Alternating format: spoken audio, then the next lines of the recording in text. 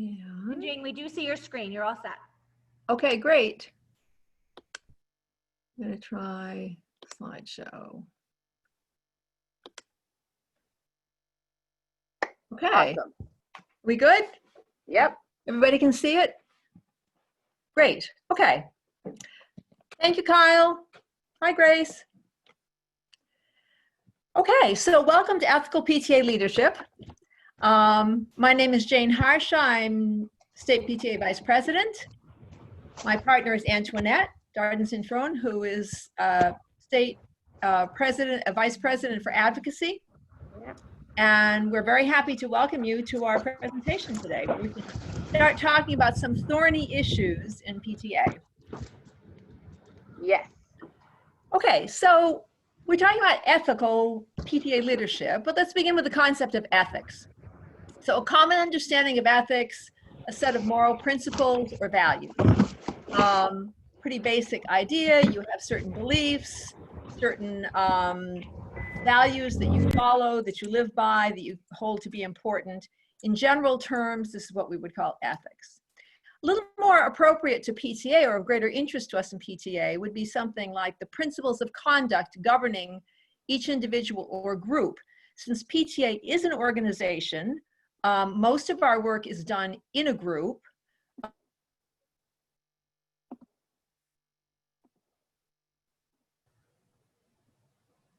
Oh, you're on mute.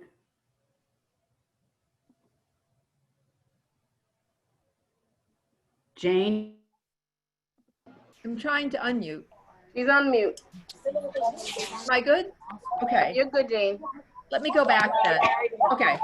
So I don't know how much, did you hear anything? Let me see. Antoinette?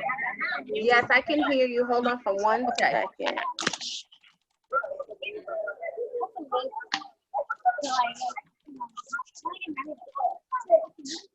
Okay, so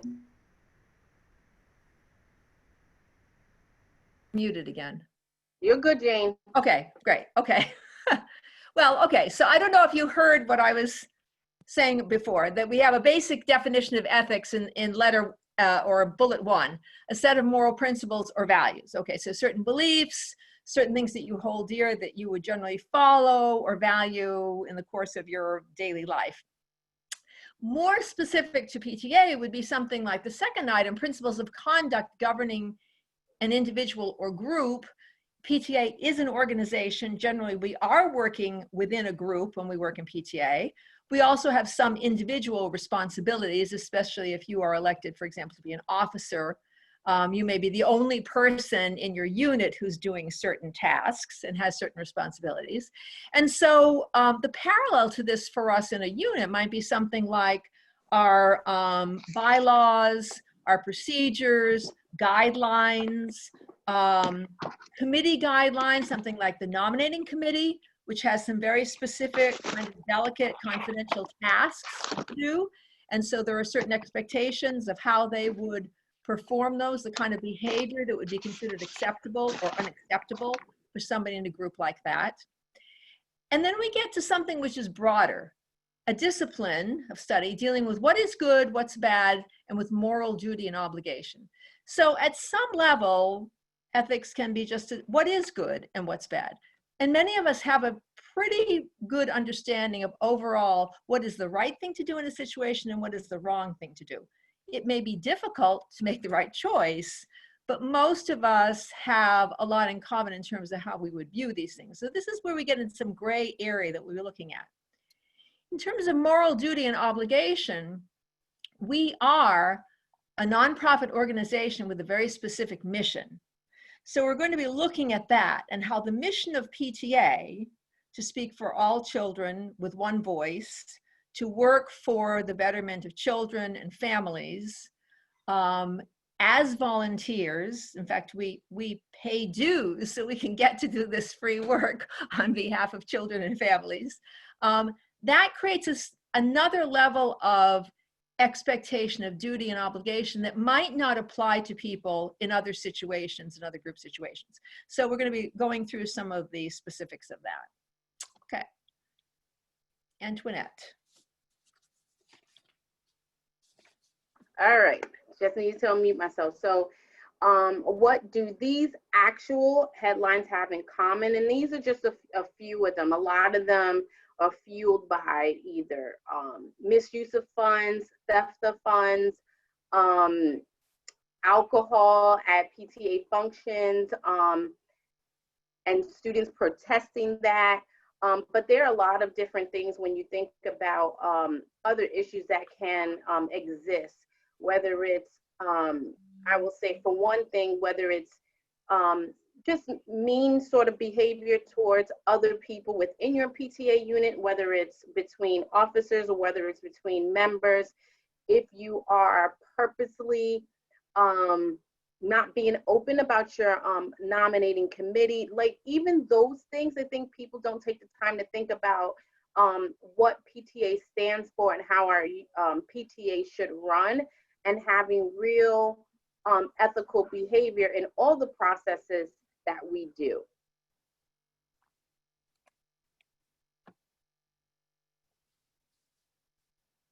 Okay, so we might ask, I mean, most of those things that Antoinette just referred to would seem to be pretty clear-cut things that a PTA officer should know enough not to do. Okay, you shouldn't be siphoning off funds from your unit. You shouldn't be serving alcohol at PTA events. You can't serve it on school grounds, but even if you are in a situation, a place, a venue where you could perhaps make alcohol available, there is a responsibility to keep people safe and to take the higher ground and not invite problems like that. So it's making bad choices. So we'd like to think that the road of PTA and its mission and its work is, smooth and straight, and we all know we're all moving in the same direction, and we know exactly how to behave and how to make our way down the road into the future. But there are potholes. Okay, we are human, we are vulnerable, we are imperfect, and some of those imperfections can have a significant impact on not only ourselves, but the units that we work with.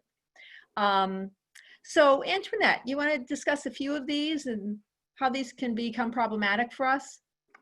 Yes, so I'll discuss a few. I would say sometimes you can find that people may not think about these in ethical ways, but let's say, for instance, a lack of transparency.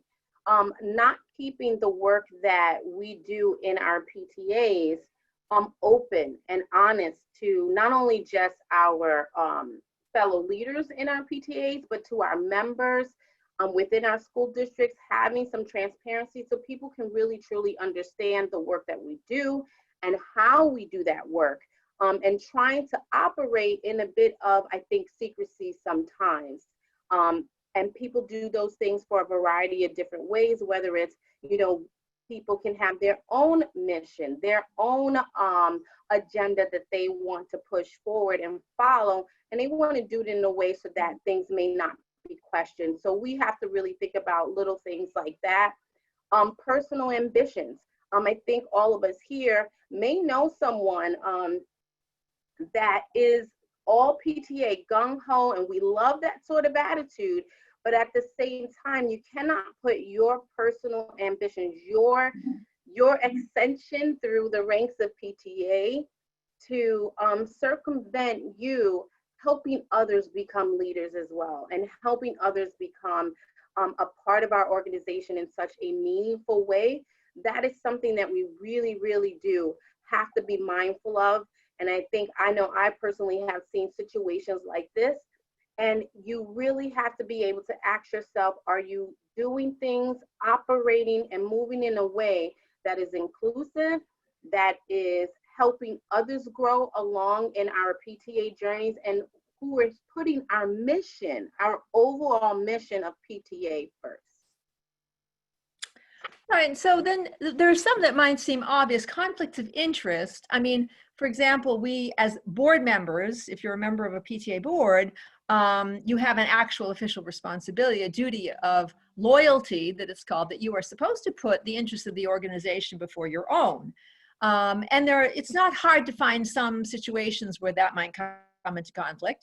Maybe there's something, you have the opportunity to kind of have inappropriate influence on the courses that your child gets, or the teacher that your child gets, and do you take advantage of that inside track? Well, really, you probably shouldn't do that. More obvious would be something where you have a family member or a friend who has a business that might be a possible vendor for the PTA, and you use your inside knowledge of what's desired to make it possible for them to get the contract on that particular vending opportunity. And that clearly is something that shouldn't be happening. You shouldn't have that kind of favoritism. A couple of others that are less obvious that are kind of interesting are the need for control. That we are a nonprofit, volunteer, member-based organization. So you are not the PTA yourself, even if you're the PTA president. So you can't control everything. If you're going to be inclusive and open to other people, as Antoinette was talking about before, you have to be willing to loosen up and allow other people to have their input, to vote on decisions, and to follow through on those decisions. You can't try to backdoor control everything so everything turns out the way that you would like to have it. We might find that that is not, a very nice way to behave, but perhaps not ethical. But when you are in an organization like ours, which is supposed to be open and inclusive and welcoming and diverse, having control over things is going to, in many cases, lead you into unethical types of decisions or behaviors. And sometimes a very dangerous kind of groupthink in your board that can lead you into some bad decisions. And then the other thing yeah, go ahead. I wanted to add one thing. I think I forgot to. I would say also, please be mindful of biases that we may have or prejudice. We have to be very conscious of all things that are different about people, whether it is their ethnic background, whether it's the neighborhood they came from, whether it's how they grew up, whether the job they have. Everyone has different experiences, and we can't always judge a book by their cover. You have to really be willing to get to know, others. You have to be willing to get to know, and not only just to get to know, but understand others, and also be open to sharing who you are with people as well. Because I think that allows for not just an ethical leadership, but it allows for people to truly understand someone that may be a little bit different. And when you can understand others that are different, then you can continue to grow your leadership group, or grow your unit, grow the work that we are all doing in this organization. Yeah, excellent point. And the last thing that I just want to mention here is overconfidence. I mean, a lot of people are probably less confident than they should be in PTA units, but you do have those people who seem to be born leaders. We always say PTA leaders are made, not born, but you do have those people who sort of feel like they have a destiny, they have a vision, okay? They've been waiting for the moment they become president, that they can lead the PTA off into a glorious future following this plan that they have, not realizing that that will never be successful unless you get buy-in from your members and the people that you're working with. You have to be responsive to other people's input and interests. And if you sort of charge ahead and say, you're gonna follow me and I'm gonna pull you along behind me, you may find that you're out there on your own, hanging off a cliff, and your members are back there because they didn't have the same vision and you didn't share it with them and get them to agree and go along with it. So that also is a case of not really providing the sort of leadership to the group and to collective decisions that we should be having. So basically there are a lot of different ways. They're not really bad qualities in some cases, but they lead you into bad behavior that can be a real ethical problem. So this is just a shout out to our founders. Antoinette and I discussed this like, oh, the three ladies. But this quote, "There's no better guide to the conscience than the golden rule, and its precepts are so simple that any mind can grasp them." This is from one of our founders. The golden rule, treat people the way you would like them to treat you. Do to others what you would have them do to you. It's very simple. It's well known. We understand it. And most of the time, if we just acted on this basis, we could stay out of trouble and certainly have ethical and positive behavior. Unfortunately, that is sometimes harder than it seems. We have to go back and think, this is not really a difficult thing to understand. It's more, can we get ourselves to follow these kinds of guidelines? So we have some specific PTA guidelines that Antoinette's going to explain to you. Okay, we have the PTA Trifecta. Okay, is it legal? I mean, pretty much that's like a no-brainer. If you are the treasurer, it's a party late night and you don't get to go back to take the money and secure it as you normally would in the bank, and you leave it home. And then you forget about it and you realize you have it and you're like, oh no, you know what? I need to go to the store. I'm short a few dollars. I'll just borrow it from there. That's not legal. That's stealing. Just make sure, and I think that's one of the easiest things is what is legal? What should you do? What is against the law? Whether it's stealing funds, whether it's, No, I'm putting up the legal slide. All right. Whether it's fraud, child abuse, all of those things, negligence, these are things that you can really get in trouble for. Actions, there are some actions that are technically not illegal, but they do go against our PTA policy, and they don't advance the mission of PTA, which is some of the things we talked about before: favoritism, bias, private agendas, alcohol use at a PTA event where children are, inequity of treatment, dishonesty, insensitivity, not understanding, not trying to understand others, a lack of respect for people and treating people in a disrespectful way. Those things are things that may not be illegal, but they aren't the right thing to do, and they don't speak to the advancement of PTA's mission. All right, so the second question of the trifecta is, does this thing follow PTA policies? Okay, so we do have specific policies. They are proposed and adopted. So these are pretty obligatory, and some of them are very obvious. We are a nonprofit. We are a non-commercial, non-sectarian, and nonpartisan nonprofit. So as an organization like that, that restricts the things that we can do. We're nonpartisan. We cannot take a position in an election. We can't endorse a candidate. We should not be tweeting out positive comments, donate to XYZ, acting on our PTA account. We should not be making money, really. We can fundraise to the extent that's necessary to support the programs that we want to provide to children's schools, but we're not making money. We shouldn't be banking the big bucks for PTA. That is not our purpose. We should be working to promote the health and welfare of children and youth. And I think that's important to keep in mind, because if we say, is it following our policy that this is what our work is supposed to be carrying out, that will help to keep us on track. The next one refers specifically to the not directly or indirectly participating in political campaigns on behalf of or in opposition to a candidate. I know a school district in which the PTA would unwisely interview school board candidates and then kind of say, okay, not say vote for X, candidate X, but say candidates X, Y, and Z we feel are qualified.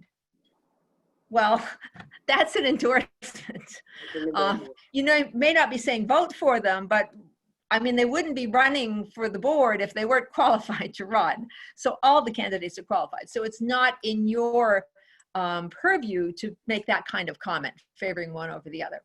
And then finally, no part of net earnings of the association should go to the benefit of members, directors, trustees, officers, or private persons. In other words, the earnings of the association go to the work of the association. It's not something that should be, shared out with other people that you like or, you know, support you or something like that.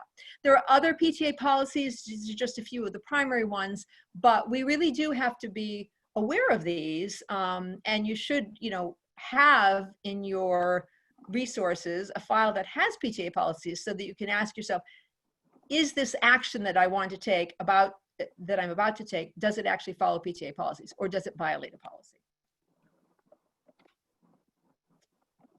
All right. I'm sorry, I answered the question in the chat. Okay, so does it advance PTA mission and purpose? Again, our mission is we are a powerful voice of all children, a relevant resource for our families and our communities, and of course, a strong advocate for the education and well-being of every child. That's what you really have to ask yourself. It is your PTA, your unit, your region, the entire state. Are we working for the mission of all children, all families? We tend to talk about our state being very diverse, and in some ways it is, but it's also very segregated in a lot of ways as well, whether it's city versus our rural areas, different areas, different things like that. We need to make sure that our voices are speaking for all children, all families. And that's really what the work that we should always be doing. So no matter what we're doing, whether it's from a traditional, you know, bake sale to putting on a scholarship benefit for the high school students, we really do need to make sure that we are working to advance our mission and our purpose. Right. And so we have specific purposes, and these really answer the question, why do we exist as an organization? So again, given the opportunity when you have to make a choice between doing one thing or another, you want to say, well, which one is closest to these purposes? So you can, you know, read through them and get a general sense. A couple of the ones that you might not think of are the second bullet, raise the standards of home life. This is a big thing for PTA. We often don't think of that. So is what you're going to be doing, will that be helpful to make parents be more successful parents, to help them help their children and make their home life a positive, supportive place, a place which is not stressful and problematic and traumatic, and have a negative impact. The fourth bullet also, bring into closer relationship home and school so parents and teachers may cooperate in the education of children and youth. This is really important too. We are a parent-teacher association, but as we know, in a lot of PTAs, there are many fewer teachers than parents. So we sometimes lose track of the fact that we are supposed to be collaborating. We're all in this together. And one of the primary purposes of this organization is to create really positive, good communication and relationships between home and school, between parents and teachers, so that we can work together to try to make the education of our children as positive and high quality as it can be, and support the welfare of the children in general in all different environments. So just keep in mind, again, these are why we exist. Our mission, our purposes. If you're going to do something, it really should be in some way reinforcing these. Okay, so a big thing to go with our mission and purpose, our values, right? And we need to definitely make sure that we are keeping those at the forefront of what we do. What are our core values? Collaboration, respect, inclusivity, commitment, integrity, and accountability. I'll just speak to a couple of them. I will say, you know, for me, integrity is a big part of our PTA values. Our mission is such an important mission, mission supporting our families, our children, that what we do and how we operate has to be done in integrity. Everything you do, you have to think about whether you're in your local area, other people are looking at you and looking at the things that you do and the decisions that you make. And that carries from down, like I said, down to the unit, all the way up to the state. What are you doing to show that you are that you have integrity, that you can be trusted, that you can speak and people believe you, and your actions always match that. And then other part that I would say that's really important and is a core value is inclusivity. This is an organization that's not for just one small group. It is for all of us. It is for every single person that you see in our wonderful workshop that we have here. And when you go back home, you know, to your own districts and do the work there, it is, you are asking yourself, is the work that we're doing, how I'm supporting my district, my school building, is it inclusive of all families? Are we thinking about everyone, where they come from, what may be important to them, what may be important to someone else, and really always trying to mesh that into the work that we do as a PTA. So those are some of the really important things. And I'll say one more thing. I'm going to jump in with collaboration. It's also extremely important, especially because we are working with principals, superintendents, school board members sometimes, our local elected officials, our officials in the state as well. We have to make sure that we are inclusive and collaborative so that we can help further advance our mission. Yes. Wait, Jane, let me. Jane? Okay, there I am. Right. Okay, right. And just to piggyback on what Antoinette just said about collaboration, good collaboration, you know, working together as a group for our mission really includes all of these things: respect, inclusivity, commitment to the cause, integrity, and accountability. So collaboration is a really important, again, we are the Parent Teacher Association. It's in our title that we will be collaborating with at least one group, but we really need to be working in a very equitable relationship when we're collaborating with people. It shouldn't be top down. It really should be shared decision making and people being able to each take responsibility for their part in the collaboration, which also overlaps with accountability. You might say, well, accountability, it's not a very elegant concept. It sounds kind of dry, but actually the buck stops somewhere. And as far as your activities in PTA, it stops with you. So if you are part of a group, you have to be accountable for what you're doing. If you can't do something, you have to tell people that you can't do it. If you are expected to show up somewhere, then you need to do that. The group depends on you to be able to follow through. And ideally, you will have enough commitment to the cause, to our mission, to our purposes, so you will be able to follow through on these things.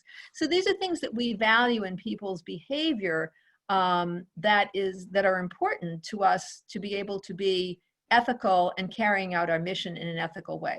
And I just want to say, to the extent that we are not inclusive, and you know, not all PTAs are cliques, but there are reasons why people often think that PTAs are cliques. You know, people tend to group themselves or have colleagues that look or act like them. That is the short road to paralysis and eventually shrinking impact of an organization. You can't be exclusive. You constantly need new blood, new perspectives, new eyes, and because of our mission to be inclusive, if we're not doing that, we are actually engaging in unethical leadership, at least as far as PTA is concerned. Jane, Okay. let me add one quick thing. Just as an example, if you've had a PTA and the officers literally go from one school to the next, they follow each other. It's the same, like that is a big, big no-no. That's where the nominating process comes through and really should be done properly. Okay, so we've looked at all these different things, the trifecta, the purposes, the values, the potholes that can get in the way of making good decisions. So we did ask you to, and quite a few people responded, to submit some ethical issues or problems or questions that you had before the workshop. So what we'd like to do now is to be able to go through some of these and talk through them. And I think in terms of time, we probably don't have time for people to actually write in the chat. Do you think, Antoinette? I've been trying to respond to some Mhm. different things in the chat now because I don't want people to put things in and not have it. But what we'll do is, I don't think we'll get to all of these real life case studies, and a lot of good ones did come in. But we're going to definitely try to get through as many as possible and still be able to have to answer anything in the chat. Right now we end at 3 o'clock, right, on the dot, or is it 2:55? 2:55. Ooh. So we have 15 minutes. So let's just get started and see how quickly we can kind of move through. Let me try to exit my full screen so I can get to some of these items. Okay. Hold on. All right, let's see. You guys can still hear me, right? Yes? Yes? Yes. Okay, okay, great.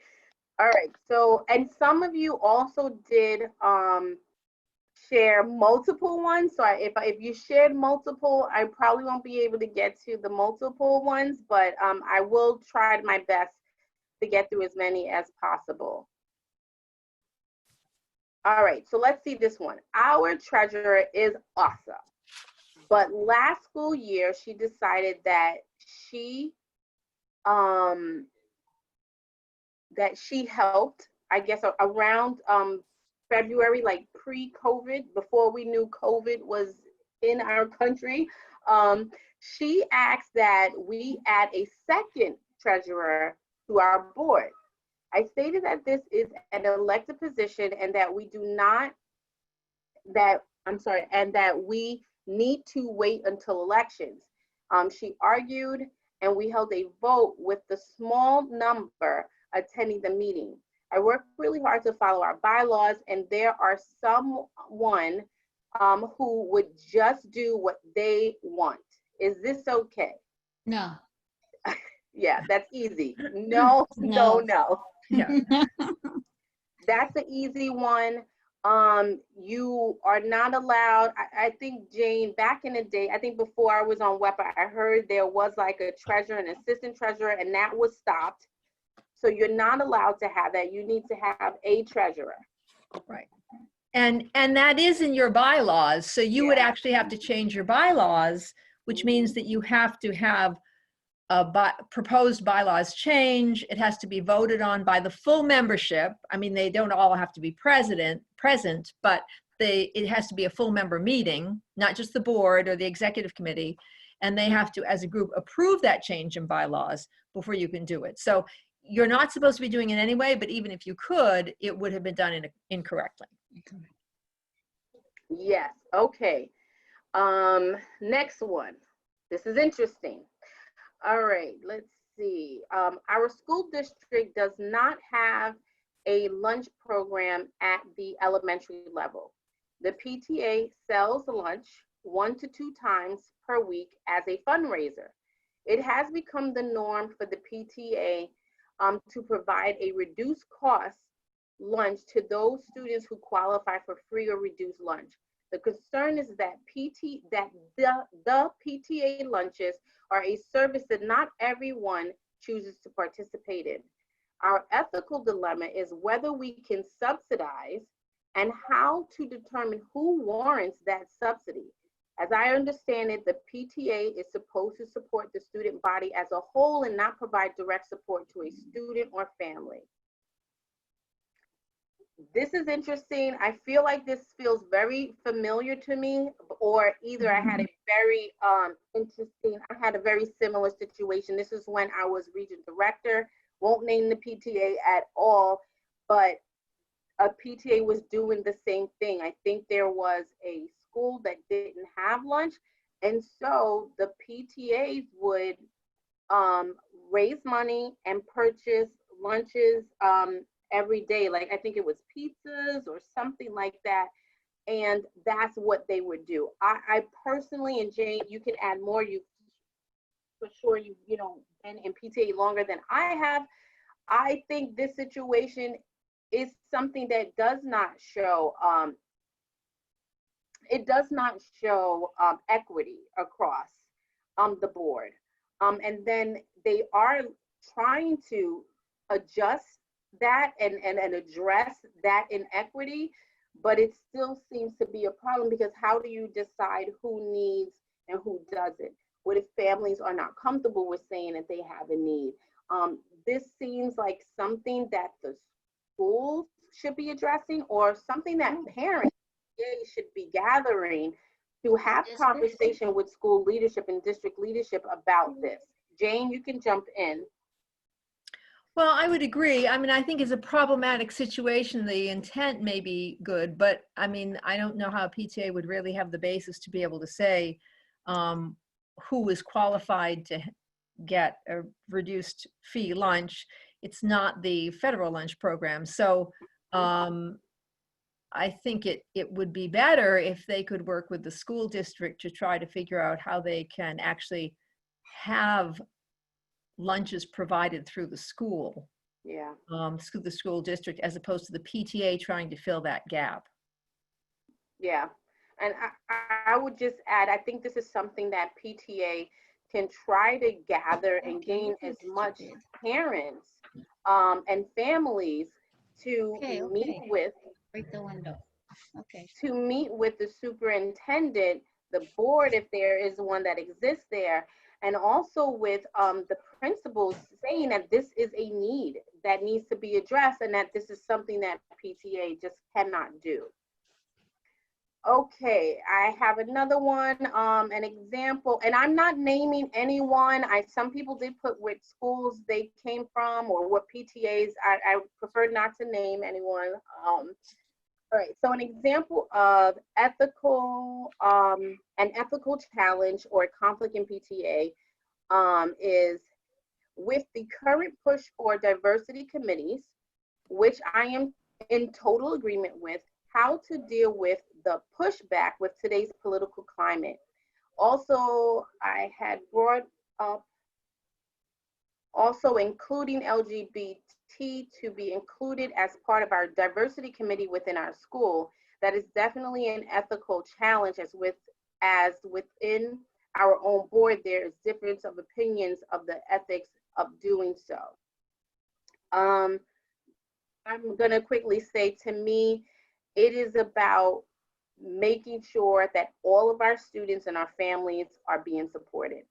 And that counts as diversity, whether we're talking about ethnic diversity, whether you're talking about sexual orientation, ageism, all sorts of things. PTA is about bringing people together and supporting and advocating for all people. And so that really, I'm not sure what the pushback is, but I think what the PTA's pushback should be, we're not political. We are just about supporting all of our students, our families, and our community. And that is one that we're doing that in an inclusive way. Jane? Yeah, I agree. And certainly the state and national PTA are committed to diversity in all forms. There's diversity committee at the state level, and we encourage that at the unit level. So I understand that maybe in the current political climate that might be divisive, but as you point out, Antoinette, we aren't a political organization. We're not endorsing any one group. We're all about the cause, the issue, the need that we're trying to address on behalf of children and their families, and not the politics of it. So you might have to be careful about not appearing to support one particular political party or another on some of these issues, but as long as you stick to the integrity of working to help the children and the families, you should be able to establish these committees and be able to use them effectively. Yeah, and I would just add real quick, if you haven't done so already, on New York State PTA's website, also National PTA's website, there is our the diversity, what are they calling it, Jane? I can't remember. They have diversity resources so that you can use. Also, there are a lot of organizations that can also bring training to your school districts, to your units, to help teach people what it means to be diverse, to be inclusive. One that off the top of our head that we work with here is with New York State PTA is Center of Racial Justice in Education. So there's a variety of resources there for you to help you with these areas. Okay, next one, and I'm trying to run through because time is Can I just running. say one other thing to that, Antoinette? Also, I think that what we've seen in the current climate is that the need for a lot of education Yes. around these issues. Yep. So even just doing that, bringing in a program or a speaker or something where you can help to educate your parents, the community, the children, the school about these issues, about diversity and inclusion and equity. You know, people are a lot more understanding about the need for groups like this, committees of this sort, if they understand the issues. So Yeah. there's just a lot of need for educating people about this, and that would be a great thing for a local PTA to do. I would also say please keep going to whatever resources you can. There are a lot of books on all these topics of diversity, from books geared towards families, towards children, towards adults that will provide a lot of information. There are courageous conversations that should be happening, and I think PTAs are great places to spark that. Even if it's a book fair and you highlight books on diversity that people can get to know about, learn, and read. Okay, I'm moving on to the next one. Let's say this, wait, let me go to another one. I'm gonna come back to that one. Let me see. Okay, a president is running for a position in a local government election and is using her title as PTA President on several campaign flyers, bios, and Facebook campaigns.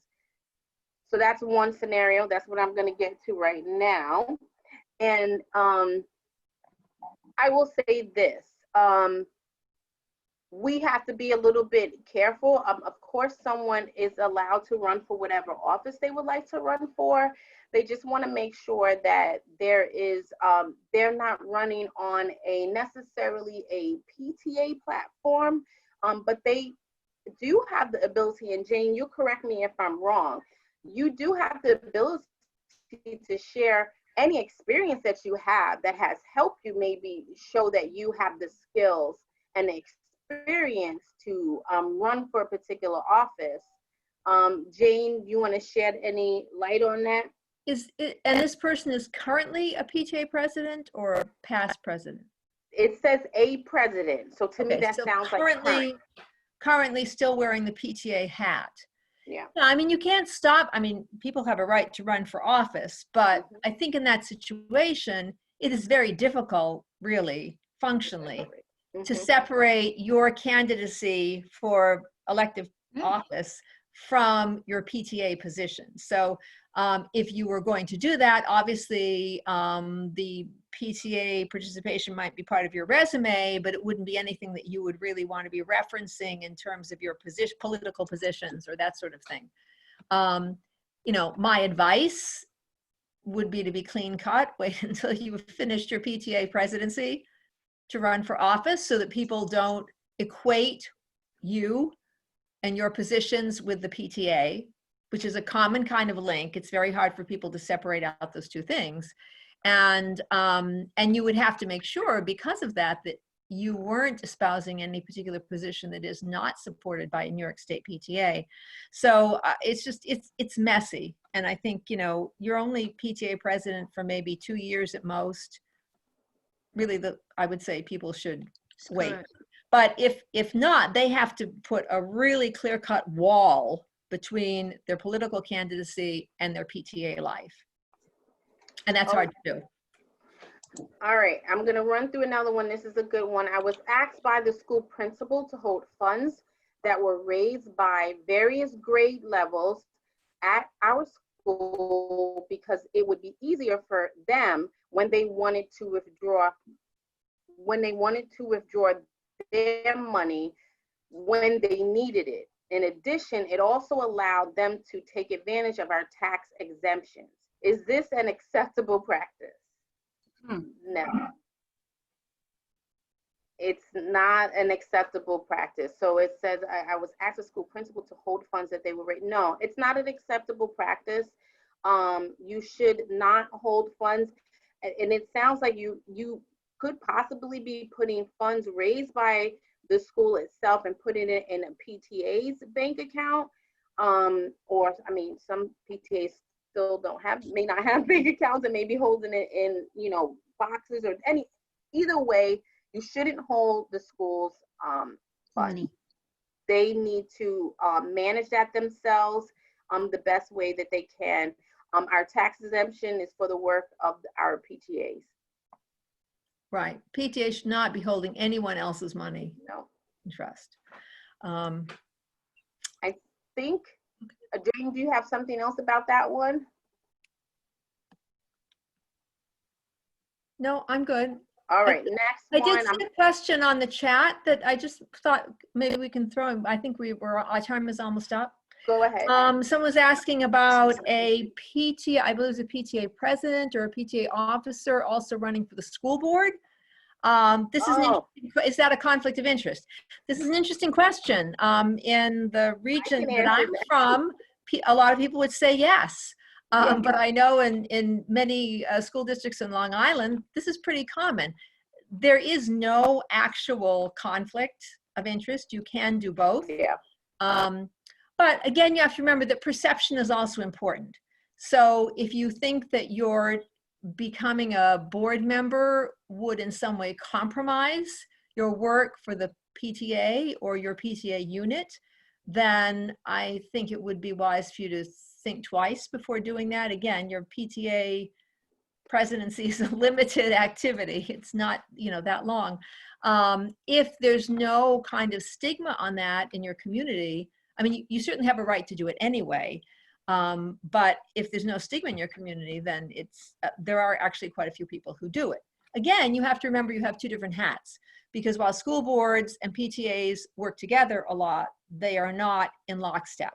So there are times that we support positions that school boards do not.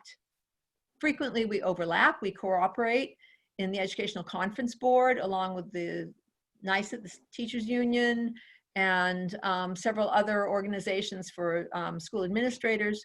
And so we often collaborate, but we are two different groups. So in your PTA role, you might, if you held both positions, be supporting something that was at odds with what your school board was doing. So you just have to be aware that you might have that kind of personal conflict. Yeah, I would just add one quick thing. I actually was in that situation towards the end of my term as a region director for the Westchester East Putnam Region PTA. I also ran for my school board, and I actually also won. So there was about, I think it was a week or so. I think it was a couple of weeks that I was in both roles, but I really made it very clear. If you have the ability to do that, to make it clear, this is what I'm doing at this point right now. I tried to make sure that, and for me, because I was doing it as WEPR, I didn't really have a lot of things that crossed with my school district.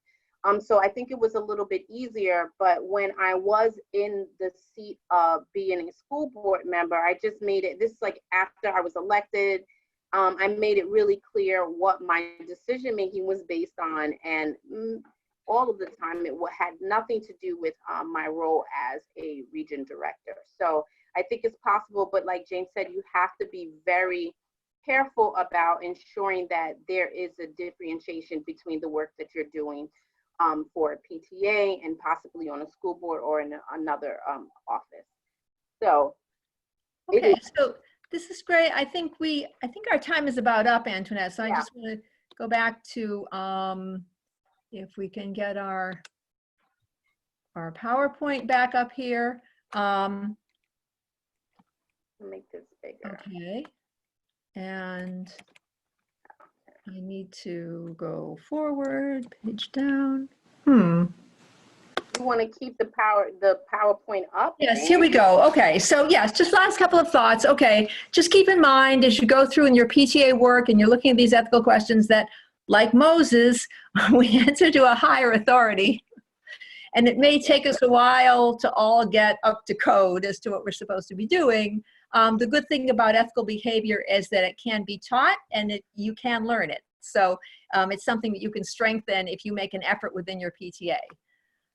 Yes. And then finally, as one of our former Supreme Court justices said, ethics is really knowing the difference between what you have a right to do and what is right to do. Okay, and I think if we can keep that clear, that should help us to make the right decisions, protect our PTA units, and still be able to take meaningful, effective action on behalf of our mission. Yeah. I would just like to say thank you guys for all the good case studies. For a second there, me and Jane thought we may not have that many. So we had quite a bit. We appreciate you sending your case studies in. We appreciate the great questions that were in the chat as well. We tried to get as many as possible. We thank you so much for your commitment to our association, for participating in our virtual summer leadership training. I want to take a quick point to recognize Grace Marie. She is our past president, and she has been trying to be the moderator or monitoring the work of our workshop. And also, of course, I want to recognize our president, Lori A. Zaman, for joining us as well. And just thank you guys so much. You have really good questions. There were a lot of questions about ethics, about diversity. We do have a diversity coordinator. We do have a diversity and inclusion and outreach committee. I believe Namiko is on this, in this workshop. But please look on our website. You will see people that you can reach out directly to get more information from them. So thank you so much for participating. We appreciate it. Thank you. And thank you for your dedication to PTA. Onward and upward. Okay. All right. And have a good one, everybody. Enjoy your next workshop. Bye. All right. Jane, Bye. good job. I am ending this. Bye, everybody. Have a good one. Bye-bye.